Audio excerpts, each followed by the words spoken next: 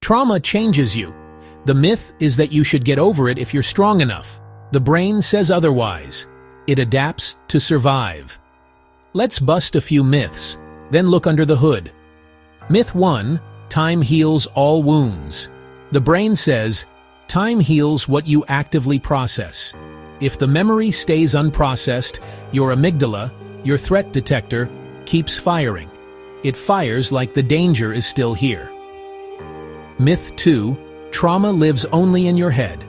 The brain says trauma runs through your whole body via the HPA axis, spiking cortisol, changing sleep, gut, immune responses. Myth 3. If you can't remember it clearly, it didn't affect you. The brain says, during overwhelm, the hippocampus can go offline. You remember fragments, sensations, or nothing, and still carry the alarm. Okay, what actually changes? 3 key players. The amygdala gets jumpy, scanning fast, firing early, like a smoke detector set to max sensitivity. The prefrontal cortex, the wise planner, can go dim under stress, making it harder to regulate emotions and think clearly. The hippocampus, your context librarian, can shrink with chronic stress. It can rebound with healing, which is why therapy and sleep matter. Here's the hopeful part. The brain is plastic. What is wired by survival can be rewired by safety and practice. So how does healing work? First, safety. If your nervous system doesn't feel safe, your brain won't process.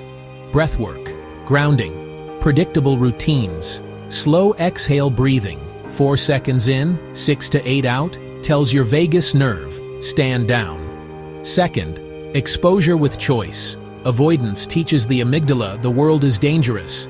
Gradual exposure teaches, I can handle this, and the alarm quiets. CBT, EMDR, somatic work. Third, memory reconsolidation. When a memory reactivates, there's a window to update it. Pairing the old fear with new safety changes the brain's prediction. Fourth, sleep. Deep and REM sleep move emotional charge into long-term storage. Think of it as overnight trauma housekeeping. Fifth, connection. Co-regulation. Being with calm, attuned people syncs nervous systems.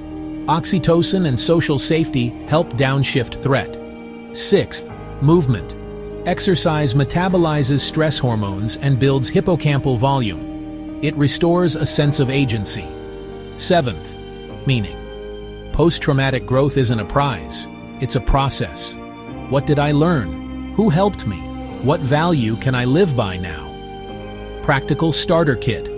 2 minutes of slow exhales, 3 times a day. 1 tiny exposure toward what you avoid, with support.